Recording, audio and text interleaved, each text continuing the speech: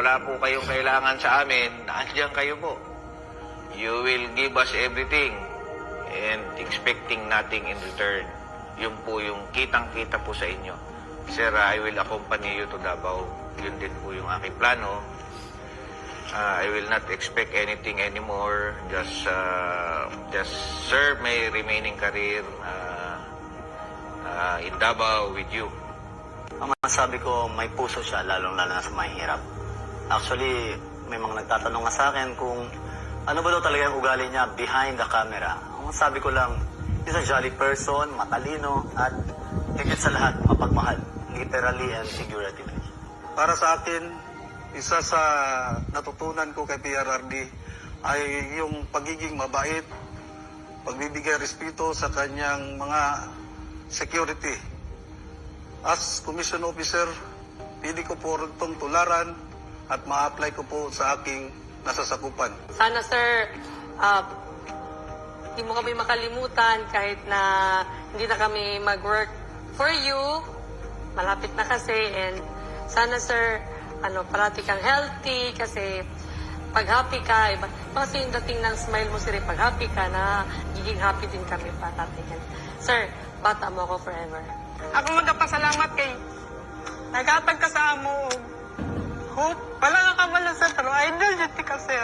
Kasi idol kayo tika sa dili kayo tungod sa imong leadership o sa imong nabuhat sa amo kundi tungod sa imong pagkamaayong tao.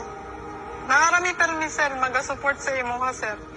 Sana sir, mas mahaba pa yung time na ikaw ang presidente.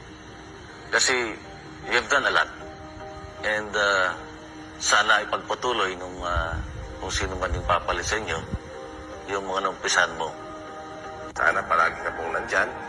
I have learned a lot from you and especially sa mga mentoring na binigay niyo po sa amin, sa lahat ng guidance, sa lahat po ng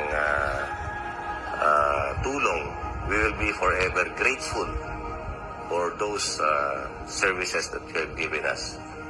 You're one of the best, tatay, sa totoo lang. Sa mga matagal nating pinagsamahan, sir, more than 5 years tayong magkasama. Nakita ko yung saya mo, yung hirap mo, yung mga tagumpay mo, syempre. Sana ma-enjoy mo pa yung life mo, na wala nang stress, wala nang lahat na lang gusto mong gawin, magagawa mo. Sharing him the 6 years of his presidency, since the very beginning, the campaign period, and then until the end of his term. During the remaining years of our lives, na makikita ko pa rin ang mahal na Pangulo natin na nagsiservisyo sa bayan at nagbibigay ng guidance sa mga sumusunod sa kanya. Gusto ko lang, sir, na sabihin sa iyo na mahal ka namin, sir, in behalf of the Presidential Escorts Battalion. Mahal na mahal ka namin at napakasaya namin na ikaw ang naging boss namin, ikaw ang naging presidente, and gusto ko lang sabihin sa inyo na from the bottom of my heart, mabuhay po kayo. Maraming pong salamat, sir. Sir, sa 6 na taon na naging security officer niyo ako, maraming salamat sa kumpiyansa at tiwala na ibinigay niyo sa akin at saka sa aking mga kasamahan ng mga security officers. Ang hangad lang namin palagi sa inyo, sir, ay maprotektahan kayo, maging safety kayo. PRD has been more than just my commander-in-chief being in the military. So I always looked up to him like parang he's my father. Kasi there were many instances that we ate together, then sobrang relaxed lang.